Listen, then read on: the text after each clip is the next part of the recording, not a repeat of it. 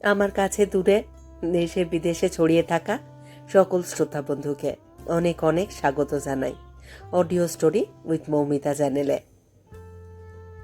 আজ আপনাদের পড়ে শোনাব সুনীল গঙ্গোপাধ্যায়ের লেখা একটি ছোট গল্প। গল্পের নাম নিয়তি পুরুষ। গল্প শুরুর আগে আমার দু একটি কথা।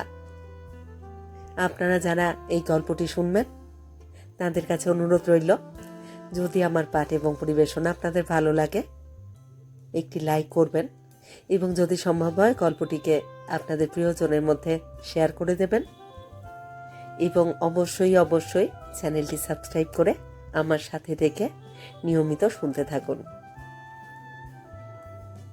তাহলে শুরু করছি আজকের গল্প নিয়তি পুরুষ।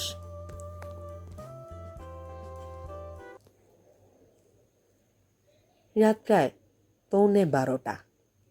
ঝিরঝির করে বৃষ্টি পড়ছে, সেই জন্যই রাস্তাঘাট এর মধ্যেই ফাঁকা হয়ে গেছে। লাস্ট বাস থেকে নামবার সময় আমার পাটা মচকে গেল। বেশি রাত্রির বাস এমনিতেই ঝড়ের বেগে ছোটে, কোথাও বেশিক্ষণ থামতেই চায় না, যাত্রী খুব কম। টালিগঞ্জ ট্রাম ডিপোর কাছে আমি একমাত্র নামব। দরজার কাছে হাতল ধরে দাঁড়ানো মাত্র কন্ডাক্টর গাড়ি ছাড়ার ঘন্টা দিয়ে দিল।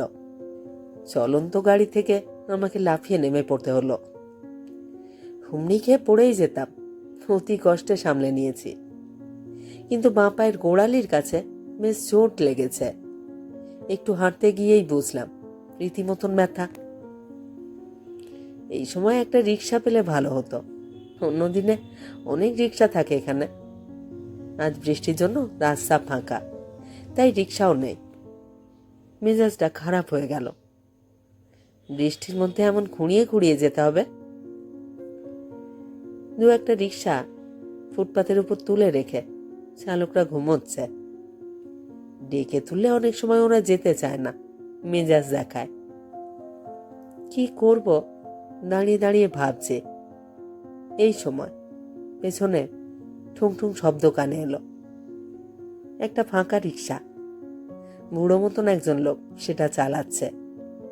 মাথার উপর এক টুকরো প্লাস্টিক টুপির মতন পড়ে আছে। সে নিজেই আমাকে জিজ্ঞেস করলো, বাবু যাবেন? এ যেন মেঘ না চাইতেই জল। কোনো দৌড়াদৌড়ি না করে উঠে বসলাম। মেজাজটা আবার একটু প্রসন্ন হতে একটা সিগারেট ধরালাম। বড় রাস্তা থেকে আমার বাড়ি মিনিট 7 পথ।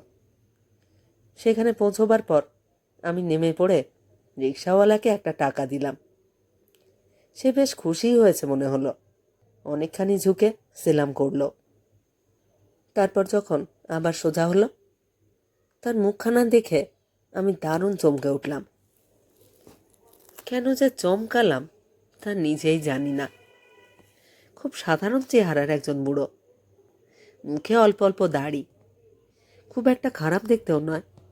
তবু চমকে ওঠার কারণ কি কিছুই বুঝতে পারলাম না। শুধু বুকের মধ্যে শিরশির করতে লাগলো। ভেতরে এসে সিঁড়ি দিয়ে ওঠার সময়ও মনের মধ্যে খচখচানিটা রয়েছে। লোকটার মুখে চোখে তো অস্বাভাবিক কিছু নেই, তবু হঠাৎ ওকে দেখেই আমার গাটা কেঁপে উঠেছিল কেন। জামা কাপড় ছেড়ে আলো নিভিয়ে বিছানায় শুয়ে পড়বার পর মনে পড়ল, এই রিক্সাওয়ালাটার সঙ্গে আর একটা লোকের দারুণ মিল আছে। বছর 1.5 আগে সমস্তিপুর থেকে ফিরছিলাম একবার, একাই। স্টেশনে হকারদের কাছ থেকে 2টো ডিম সেদ্ধ আর 3 পাতা আলুর দম খেয়েছিলাম। ট্রেন ছাড়বার আধ ঘন্টার মধ্যেই আমার অসম্ভব পেট ব্যথা শুরু হলো।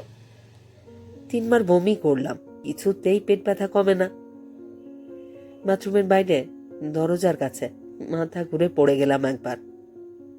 মনে হলো আমার কলেরা হয়েছে, আমি এক্ষুনি মরে যাব। হয়তো মরেই যেতাম। সেই সময় ভিড় ঠেলে ঠুলে একজন বিহারি ভদ্রলোক এসে জিজ্ঞেস করলেন, কি হয়েছে? কি হয়েছে দেখি, জিভ দেখি আপনার। ভদ্রলোক ডাক্তার, সঙ্গে তার ওষুধের বাক্স। তিনি আমাকে পাঁজা কোলা করে তুলে নিয়ে শুইয়ে দিলেন এক জায়গায়। তারপর এমন সেবা করতে লাগলেন যে অনেক নিকট আত্মীয় সেরকম পারে না।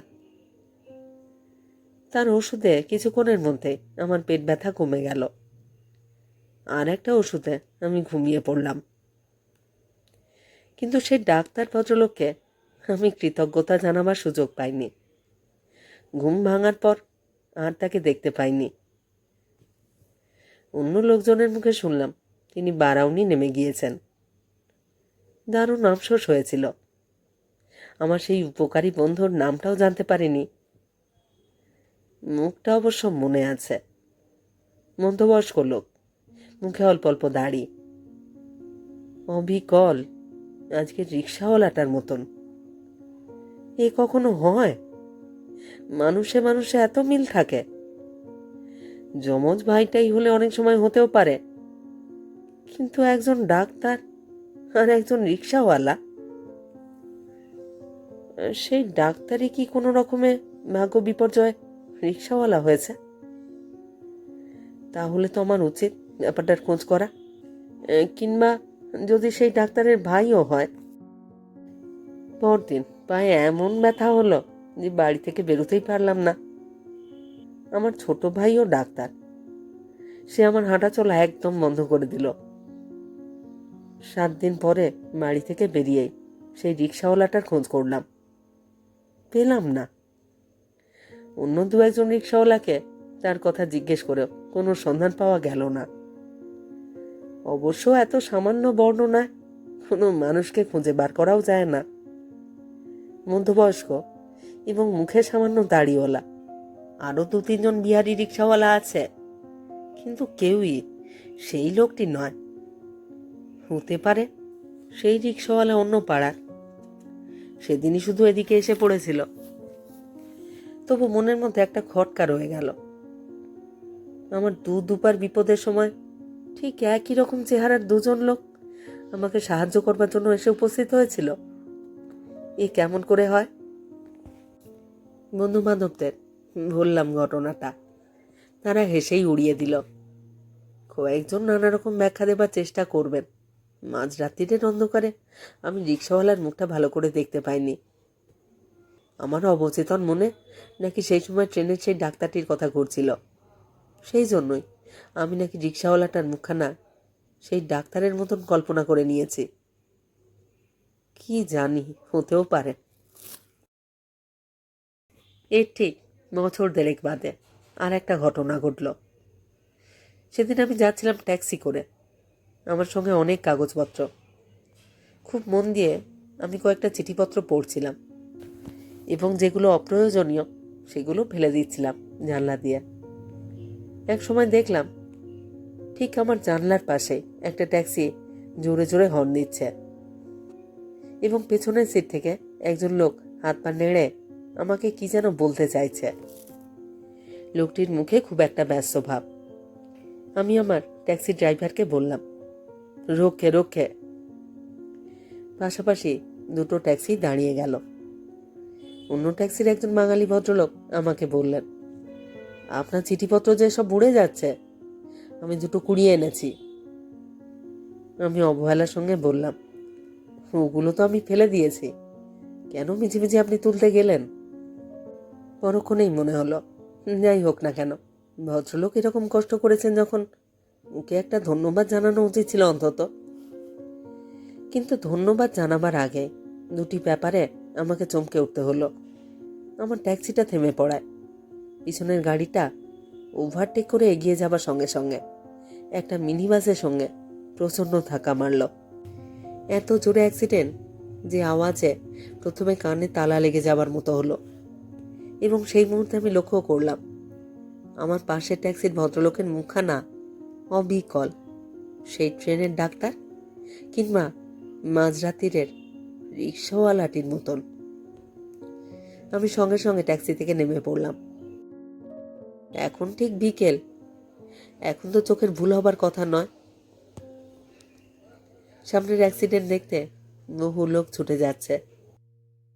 গাড়িটার ক্ষতি হয়েছে বেশি, পেছনে দুজন যাত্রীর অবস্থা সঙ্গীন। দৃঢ় ধারণা হলো আমার ট্যাক্সিটা যদি হঠাৎ এভাবে না থামতো তাহলে এটা নিশ্চয়ই অ্যাক্সিডেন্ট করতো এবং এতক্ষণে আমার ছিন্ন ভিন্ন শরীর পড়ে থাকতো রাস্তায়। এই ভদ্রলোকই আমাকে বাঁচিয়েছেন। আমি অন্য ট্যাক্সির জানালার ধারে গিয়ে বললাম, আপনি আপনি আমার আজ যে কী উপকার করলেন তা ভাষায় প্রকাশ করতে পারবো না। কি বলে আপনাকে যে ধন্যবাদ জানাবো। ভদ্রলোক সামনের অ্যাক্সিডেন্টটা দেখে একেবারে বিহ্বল হয়ে পড়েছিলেন।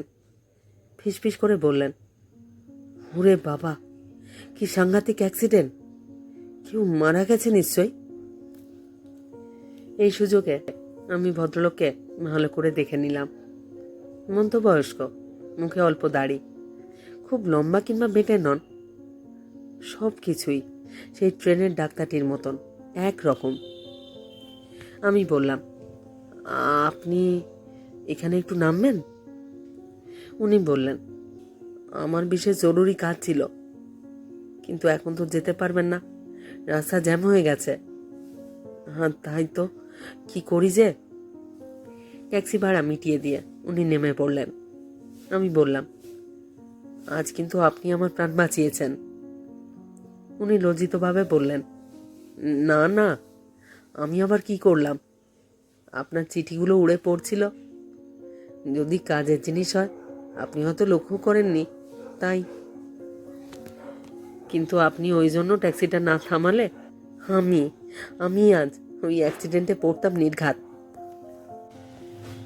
কলকাতার রাস্তায় কখন যে কার অ্যাক্সিডেন্ট হবে তা বলা যায় না। সামনের গাড়ি থেকে তখন একটা মৃতদেহ নামানো হচ্ছে। ভদ্রলোক মুখটা ফিরিয়ে নিয়ে বললেন, ইস, এসব দৃশ্য আমি একদম দেখতে পারি না। আমি বললাম, চলুন না, কোনো দোকানে গিয়ে একটু বসে চা খাই। উনি বললেন, আমার বড় জরুরি কাজ ছিল, কিন্তু কি আর হবে। আমার অনুরোধে ভদ্রলোক রাজি হয়ে গেলেন। আমি তখন কৌতূহলে ছটফট করছি। ভদ্রলোককে বাঙালি বলেই মনে হচ্ছে, যদিও অনেক বিহারি পরিষ্কার বাংলা বলতে পারেন। নিজের নামটা বলে ওকে নাম জিজ্ঞেস করলাম। উনি বললেন, আমার নাম কৃষ্ণচন্দ্র হালদার।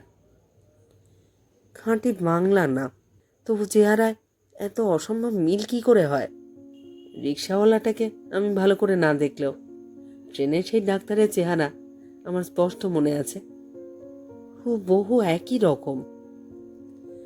আপনি কি ডাক্তার? না তো। আপনি কি সমস্তিপুরের দিকে কখনো গিয়েছিলেন? সমস্তিপুর? না, যাইনি তো কখনো। ভদ্রলোক রীতিমতো অবাক হয়ে তাকালেন আমার দিকে। তারপর আস্তে আস্তে বললেন, এই কথা কেন জিজ্ঞেস করলেন? ঠিক অবিকল আপনার মতো চেহারার একজন লোককে আমি আগে দেখেছি। একজন নয়, দুজন। কৃষ্ণচন্দ্র হালদার হাসতে আরম্ভ করলেন। হাসতে হাসতেই বললেন, সে কি মশাই, ঠিক আমার মতন চেহারা? তা হয় নাকি? আপনার কোনো ভাইটাই? আমার তো কোনো ভাই নেই। কিছুতেই কিছু মিলছে না, অথচ আমার মনে দৃঢ় বিশ্বাস ঠিক একই রকম চেহারার দুজন লোককে আমি আগে দেখেছি। প্রত্যেকবারই আমার কোনো বিপদের সময়। কাছাকাছি একটা চায়ের দোকানে ঢুকলাম। ট্রেনের সেই ডাক্তারটিকে আমি কিছুই শোধ দিতে পারিনি। এই ভদ্রলোকও আমাকে বিপদ থেকে বাঁচিয়েছেন, একে কিছুটা অন্তত খাতির করা উচিত। কি খাবেন বলুন? ভদ্রলোক কিছুই খেতে চান না, শুধু এক কাপ চা। কিন্তু তা হয় না। আমি শেষ পর্যন্ত 2 প্লেট স্যান্ডউইচ আর চায়ের অর্ডার দিলাম। ভদ্রলোক বললেন, উফ, এইরকম সাংঘাতিক অ্যাক্সিডেন্ট, এখনো আমার শরীরটা কাঁপছে। এই অ্যাক্সিডেন্টে আমার মরার কথা ছিল। বলবেন না মশাই, ও কথা বলবেন না। আমি এ দৃশ্য একদম সইতে পারি না। আমি পকেট থেকে সিগারেটের প্যাকেট বার করলাম। তাতে একটা মাত্র সিগারেট, সেটাই মারিয়ে দিলাম ভদ্রলোকের দিকে। তিনি নিতে গিয়েও হাত সরিয়ে নিয়ে প্রশ্ন করলেন, একটা রয়েছে তো আপনার? আবার আনিয়ে নিচ্ছি। দাঁড়ান, আমি সিগারেট কিনে আনছি। না না, আপনি বসুন, আমি আনাচ্ছি। আমার নিজেরই কেনা দরকার, অনেকক্ষণ ফুরিয়ে গেছে। আপনি বসুন, মেয়ারেকে পাঠালেই তো হয়। ভদ্রলোক সে কথা শুনলেন না, নিজেই সিগারেট কিনতে বেরিয়ে গেলেন। আমি আমার হাতের কাগজপত্রগুলো গুছিয়ে রাখতে লাগলাম। ভাগ্যিস বাজে চিঠিগুলো জানলা দিয়ে উড়িয়ে দিয়েছিলাম। মেয়ারা এসে চার স্যান্ডউইচ রেখে গেল। ভদ্রলোক তো সিগারেট কিনে ফিরলেন না। দোকানের পাশেই তো সিগারেটের দোকান, হয়তো টাকার খুচরো পাচ্ছেন না। আরো কিছুক্ষণ অপেক্ষা করলাম, ভদ্রলোক এলেন না। এত দেরি হবার তো কোনো কথাই নয়। উঠে গিয়ে দরজার বাইরে উঁকি দিলাম। সিগারেটের দোকানের সামনে সেই ভদ্রলোক নেই। সেখানে এগিয়ে গিয়ে জিজ্ঞেস করলাম, মুখে দাড়িওয়ালা একজন লোক এখানে এসেছিলেন একটু আগে? দোকানদার বলল, না তো। অনেক খোঁজাখুঁজি করেও ভদ্রলোককে আর পাওয়া গেল না। সেই 2 প্লেট স্যান্ডউইচ আর চা আমাকে একলাই শেষ করতে হলো। ভদ্রলোক চলে গেলেন কেন? হয়তো খুব জরুরি কোনো কাজের কথা মনে পড়ে গেছে। জরুরি কাজের কথাই তো বলছিলেন। কাজেই আর একটা ট্যাক্সি পেয়ে হয়তো উঠে পড়েছেন, কিন্তু আমাকে একবার বলেও গেলেন না। মনের মধ্যে খটকাটা রয়েই গেল।